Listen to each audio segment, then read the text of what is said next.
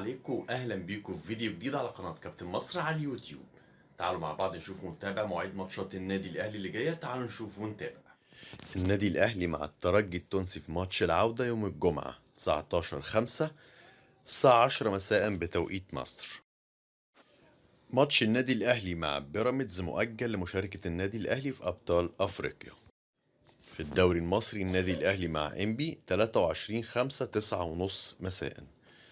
النادي الأهلي مع طلائع الجيش الجمعة 26/5 الساعة 8 مساء. كاس مصر الأهلي منتخب السويس ماتش مؤجل. في الدوري المصري الأهلي وسيراميكا كليوباترا 29/5 الساعة 8 مساء. اعمل لايك وسبسكرايب في القناة عشان يوصلك كل مواعيد الماتشات المهمة.